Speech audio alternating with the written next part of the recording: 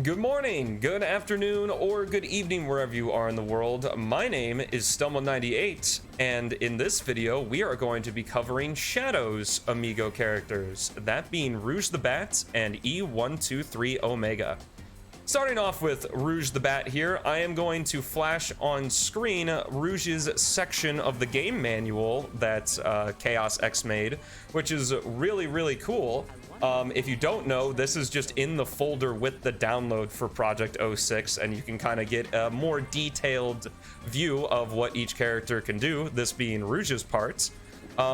And from this, I'm going to basically be covering everything that's on here, as well as just a couple other things that Rouge can do. Firstly, we are going to talk about Rouge's glide. Very similar to Sonic Adventure 2, you jump and then you press A in the air and Rouge can glide. Similar to Sonic 3 and Knuckles and Sonic Mania, Rouge actually gains speed as you glide, which is really cool.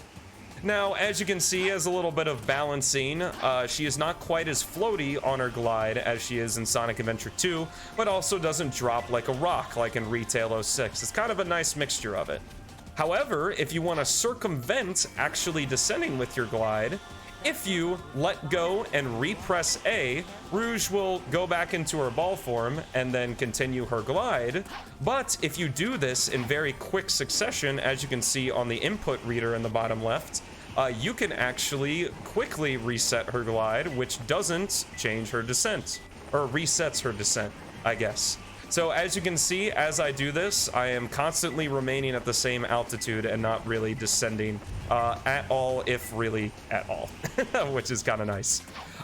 So this is really good for, of course, you're looking for keys in most of Rouge's sections in Project 06, so it's great for getting all the way from one edge of the map to the other.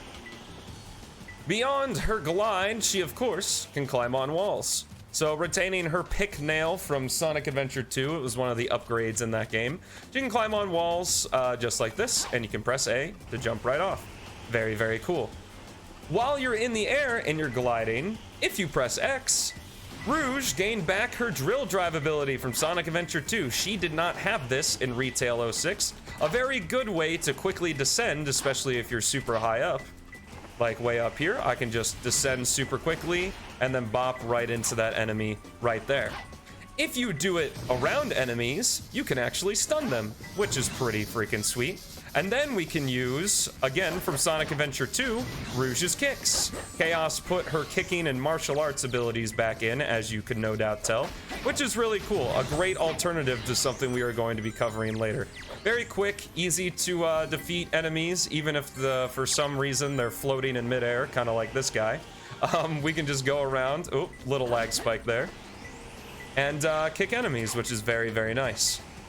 Moving on from her martial arts, Rouge retains her bomb ability from Retail 06. So if you press B while in the air, you can fire one, I believe it's called a bat cracker mine when you use her aerial version of it, and it just does 1 point of damage. And depending on the enemy, these guys, you can stun them if you hit them right in the center, so that wasn't the bomb, that was just the enemy we were facing.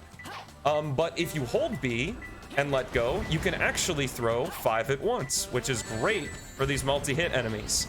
Now, if an enemy, as you just saw, attacks you while you're charging up the bat cracker mine, you still take damage, but she kind of has some iframes or invincibility frames, where you won't actually lose concentration on that ability. You'll just take damage, which you know, is totally fine. In addition to that, if I hold B while on the ground, Rouge sets up a bomb, which is different from her bat cracker mine. As you can see, it's a circle versus being more of like a, I don't know, a triangle or something like that. I think it even has little bat wings on it. You can kind of see them right there. Yeah, they have little bat wings on them. But when you use the aerial version, she can really chuck this thing. So you have that little reticle there for kind of guidance, I guess, on where to throw her bomb. But I can just sit here and try to snipe this guy. Oh, well, he went into the water. But you kind of get the point there, is you can use it to kind of snipe stuff, which is really nice. But yeah, that's pretty much all Rouge can do in Project 06. Obviously, her most useful abilities are her glide and her martial arts, but the bombs are really cool to have as well, and kind of seeing a bit of an updated version from Retail 06. where all you could use those are bombs. One final thing I want to note, if you are on the wall while you're climbing, if you press B, I think it can only be on certain surfaces like this stained glass in Kingdom Valley. What you can do is, or it's just not gonna work. Hold on. Oh, you have to press X, okay. So if you press X while you're holding onto a wall, you can actually lay a mine on that wall, I guess a heart bomb, I suppose. Kind of interesting that it's not on B like the rest of her bomb abilities, but you know, still works all the same, doesn't conflict with anything else. But you can use it to destroy enemies, blow up stained glass, or if you just want to blow something up, there you go. I think you can set as many as you want on the wall. There actually isn't anything stopping you. Yep. So it looks like you can get about 3 before the first one blows up. But yes, now that's really all of Rouge's abilities in Project 06. So I will meet you guys in Wave Ocean, where we talk about E123 Omega.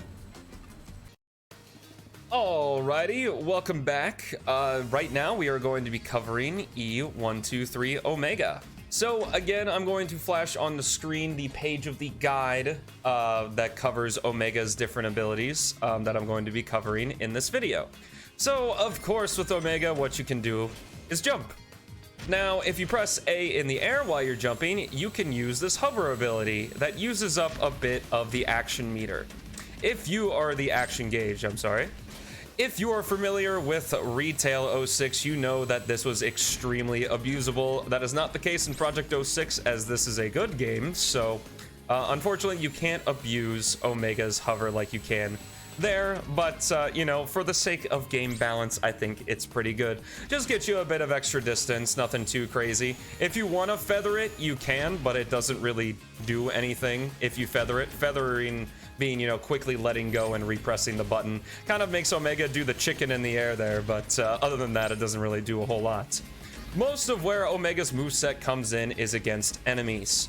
So if you press X, generally when you're right next to an enemy, you do, the Omega shot. The Omega shot is basically just a quick move you can use. You can even use it while you're running to not lose any speed. And you can think of it like a shotgun. So it obviously destroys these guys in one hit. But if you use it against enemies that have more than 1 HP, it still destroys them in 1 hit. If they take 2 hits, of course. It does 2 points of damage compared to the 1 point of damage that most of the other characters' abilities do on contact. So that's pretty cool. If you use it in the air, you kind of suspend yourself in the air and launch your Omega shot to the nearest enemy. Again, I believe it still does 2 points of damage. I would have to do a little bit more testing to make sure, but it looks like it does still do 2 points of damage, which is really, really nice. If you're familiar with Sonic Adventure 2 and Sonic Adventure 1, if you press the B button, Omega has the lock-on that Tails, Eggman, and Gamma had from those games. Now, I am not entirely sure if there is a set amount of time you can hold B. It doesn't look like there is, but you can lock on and then release the B button. And this one only does 1 point of damage. Makes sense. It's kind of a lock on, so, you know, you don't have to aim it at all. Makes sense that it only does 1 point of damage. So some pretty cool stuff. You can also use it in the air, and it does the exact same thing as it does on the ground, which is really, really nice. So I'll go ahead and destroy this enemy. And we'll move on to basically his final ability. One of the coolest abilities that Chaos added, that if we press Y, we enter Gatling gun mode. So if you, in this mode, you can't like jump or anything. Omega immediately reverts out of it if you know, jump or anything like that. But while you're in Gatling gun mode, you can strafe and walk just a little bit. And if you hold RT, you're a Gatling gun, and it's super, super cool. A great way to deal with a large amount of enemies. And when you destroy enemies, the Chaos Drives or Light Cores, when you defeat mechanical or organic enemies respectively, refill your ammo that you can see in the right there above your action gauge. You only have 50 shots, but trust me, it's more than you'll ever need, and the range on this thing is pretty sweet as well. And yeah, that's pretty much all of what Omega can do in Project 06. I believe in future releases, Chaos is going to be revamping Omega's moveset, but as of right now, it works. A fun little quirk, though, that I always like to mention with Omega is that his back Omega symbol on his right shoulder actually isn't connected to his model at all. So it's a little bit difficult to see. If I could maybe get somewhere that's a little bit brighter, you can see that the Omega symbol is just kind of sitting on the back of his shoulder and isn't actually connected to him at all, which is pretty interesting. Unlike his front one, which I find kind of odd as to why the front one is like that and the back one isn't like that. I believe Chaos told me that it's the exact same way in retail as well. So yeah, I hope you guys enjoyed this little look at Shadow's Amigo characters. Thank you for watching. Have a great rest of your day, and I'll see you in the next one.